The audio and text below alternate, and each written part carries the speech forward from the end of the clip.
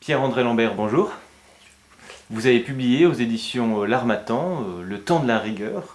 Alors votre livre parle surtout de déficit. Pourquoi est-ce important? Eh bien, nous en sommes actuellement à 75 milliards de déficit d'euros pour 2015 et cela représente 25% des recettes, ce qui n'est pas très connu.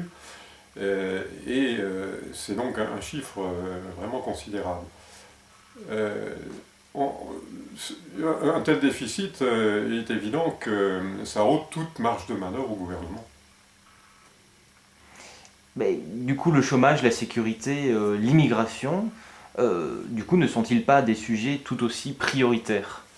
Alors bien entendu, en fait, c'est bien la raison pour laquelle j'ai essayé d'écrire ce livre, c'est avec ce type de préoccupation. La croissance des inégalités en France a été très importante depuis une vingtaine d'années et c'est probablement une des raisons de cette croissance amoindrie que nous avons. Or, c'est bien au gouvernement d'assurer la survie, je dirais, des populations les plus pauvres, et personne ne le fera à sa place. Donc, il faut qu'il retrouve ces fameuses marges de manœuvre. Alors comment rétablir les équilibres budgétaires, sinon en réduisant la dépense? Alors ça, effectivement, c'est le discours commun, c'est ce qu'on entend partout. En fait, quand on regarde les choses depuis une trentaine d'années, c'est la recette qui a été volontairement freinée, la dépense continuant en suivant un train normal. Et donc, c'est de ce côté-là qu'il faut regarder, en particulier les impôts directs, c'est-à-dire l'impôt sur le revenu des personnes et l'impôt sur les sociétés. C'est comme ça qu'on arrivera petit à petit peut-être à réduire le déficit, mais au lieu de le faire lentement, il vaudrait mieux le faire très rapidement.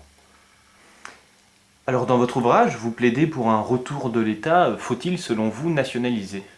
Alors sûrement pas, on a bien vu l'échec d'une direction économique forte dans les pays socialistes.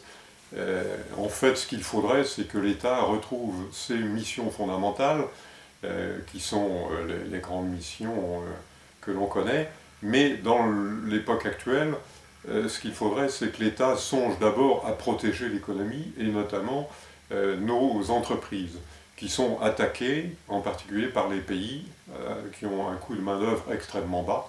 Donc l'État devrait être plus agressif ou en tout cas plus énergique dans les négociations internationales pour obtenir qu'il y ait moins cette concurrence sauvage de pays à bas coût de main-d'œuvre.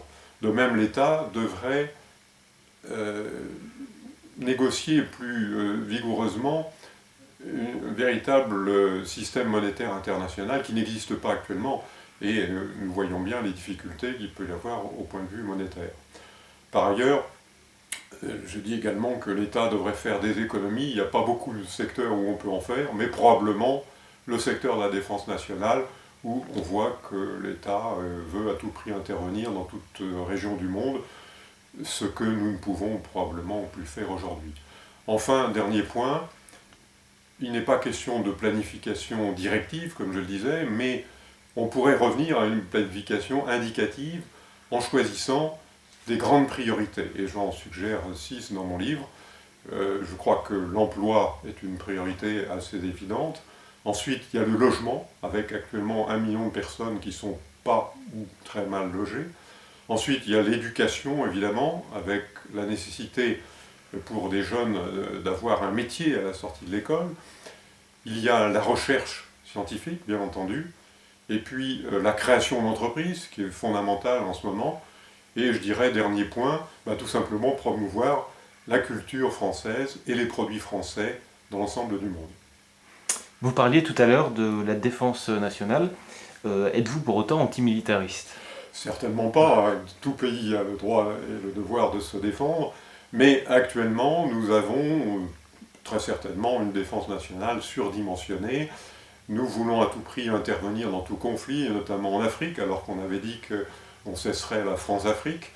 Donc je crois qu'on peut faire de grosses économies dans ce secteur sans pour autant baisser complètement la garde.